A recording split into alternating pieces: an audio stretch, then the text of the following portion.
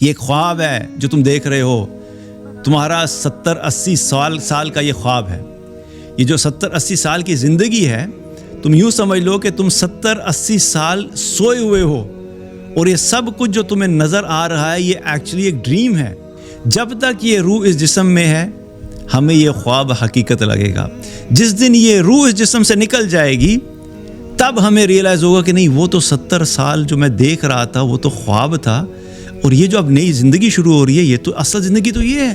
لیکن اللہ کے نزدیک اس کی کوئی ویلیو نہیں ہے۔ آپ یوں سمجھیں کہ یوں ایک چیز پھینک دی، بھائی پھینک دی ہے، جس نے اٹھانی ہے اٹھا لو۔ مسلمان اٹھائیں گے مسلمان اٹھا لیں، کافر اٹھائے گا کافر اٹھا لے، مشرک اٹھانا چاہتے اٹھا لے، منافق اٹھانا چاہتے اٹھا لے، گری ہوئی چیز ہے کوئی بھی اٹھا لے، اٹ ڈزنٹ میٹر۔ اب کیا کمپیریزن ہے؟ انگلی کے اوپر جو لگا ہوا پانی کا قطرہ ہے حقیر سا، اس کو اگر آپ سمندر کے پانی کے ساتھ کمپیریزن میں ریشو نکالنا شروع کریں تو ریشو بھی نہیں نکل سکتی۔ تو دنیا کی اور آخرت کی ریشو کیا ہے؟ وہ اتنی ریشو ہے۔ آپ صلی اللہ علیہ وسلم نے صحابہ کو دنیا پہ فوکس کرنے کے بجائے آخرت اورینٹڈ بنایا۔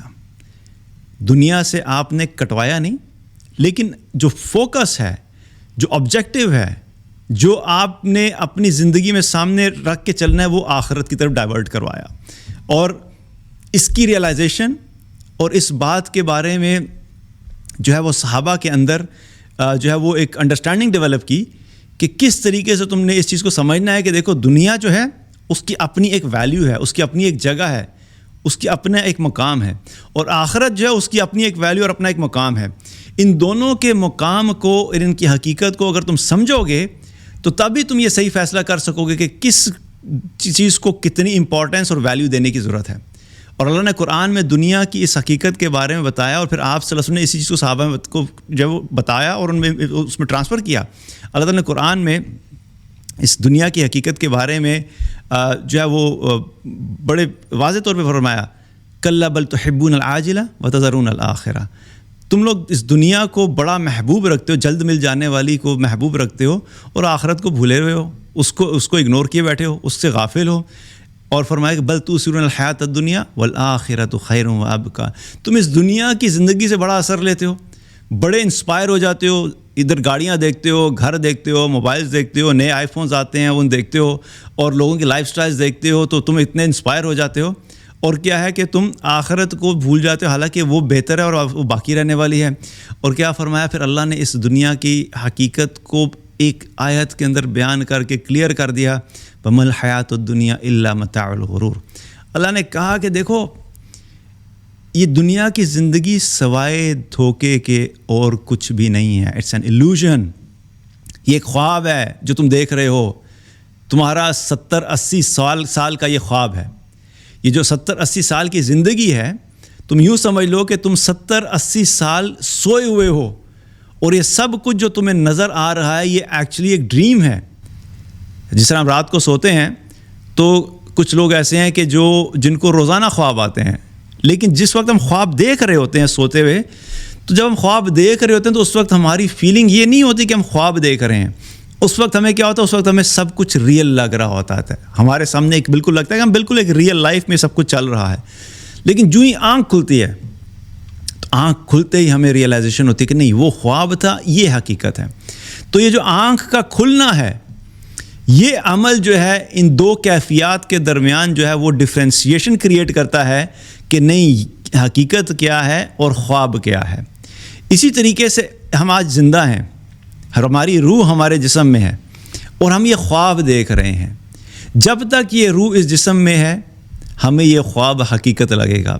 جس دن یہ روح اس جسم سے نکل جائے گی تب ہمیں ریئلائز ہوگا کہ نہیں، وہ تو 70 سال جو میں دیکھ رہا تھا وہ تو خواب تھا، اور یہ جو اب نئی زندگی شروع ہو رہی ہے یہ تو اصل زندگی تو یہ ہے۔ تو یہ جو موت ہے، موت ہمیں حقیقت میں اس دنیا کے خواب سے نکال کر اصل زندگی کی طرف لے جانے کا راستہ ہے۔ لیکن تو یہ کیا ہے کہ اس دنیا کی حقیقت کو سمجھنا. اور پھر اللہ کے نبی صلی اللہ علیہ وسلم نے صحابہ کو اتنا زیادہ اس چیز کے اوپر ایمفسائز کیا, اتنی زیادہ ٹریننگ کی کہ تمہیں ریئلائز ہونا چاہیے, تمہیں پتہ ہونا چاہیے کہ دنیا کیا ہے اور آخرت کیا ہے. آپ صلی اللہ علیہ وسلم نے فرمایا کہ اس دنیا کی حیثیت اگر اللہ کے نزدیک مچھر کے پر کے برابر بھی ہوتی تو اللہ تعالیٰ اس دنیا میں سے کسی کافر کو ایک گھونٹ بھی نہ دیتا. یعنی یہ اتنی انویلیویبل ہے کہ اگر اس کی کوئی ویلیو ہوتی تو اللہ تعالیٰ اپنے جو محبوب بندے ہیں ان کو دیتا, لیکن اللہ کے نزدیک اس کی کوئی ویلیو نہیں ہے. آپ یوں سمجھیں کہ یوں ایک چیز پھینک دی, بھائی پھینک دی ہے, جس نے اٹھانی ہے اٹھا لو. مسلمان اٹھائیں گے مسلمان اٹھا لیں, کافر اٹھائے گا کافر اٹھا لے, مشرک اٹھانا چاہتے اٹھا لے, منافق اٹھانا ہے تو اٹھا لے, گری ہوئی چیز ہے کوئی بھی اٹھا لے, اٹ ڈزنٹ میٹر.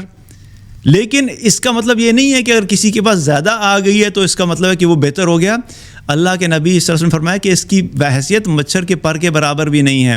پھر آپ نے سمندر کی پھر ایک اور حدیث میں اگزامپل دی کہ اس کی حیثیت ایسے ہی ہے, دنیا اور آخرت کا جو کمپیریزن کیا آپ نے فرمایا کہ ایسے ہی ہے کہ جیسے کوئی شخص سمندر کے اندر انگلی ڈالے اور پھر نکال لے, تو جتنا پانی انگلی کے ساتھ لگا رہے گا یہ دنیا ہے, اور آخرت ایسے جیسے کہ وہ پورا سمندر ہے. اب کیا کمپیریزن ہے؟ انگلی کے اوپر جو لگا ہوا پانی کا قطرہ ہے حقیر سا, اس کو اگر آپ سمندر کے پانی کے ساتھ کمپیریزن میں ریشو نکالنا شروع کریں تو ریشو بھی نہیں نکل سکتی. تو دنیا کی اور آخرت کی ریشو کیا ہے؟ وہ اتنی ریشو ہے. اگر اس کا ریشو نکالنا چاہیں اس قطرے کی تو شاید 0.00 کتنے زیروز لگانے کے بعد شاید کوئی آخر میں آ کے کوئی چھوٹا سا 1 آ جائے. لیکن کیا یہ اس چیز کے پیچھے بھاگنا بہتر ہے یا کہ جو سمندر کی طرح اتنی بڑی ہے اس کے پیچھے جانا چاہیے؟ تو یہ ساری ایگزامپلز دے کے اللہ کے نبی صلی اللہ علیہ وسلم نے دوسری چیز کیا ہے یہ سمجھائی کہ دنیا کی حقیقت کو سمجھو تاکہ تم اس کو جو ہے وہ آخرت کے اوپر فوکس کر سکو.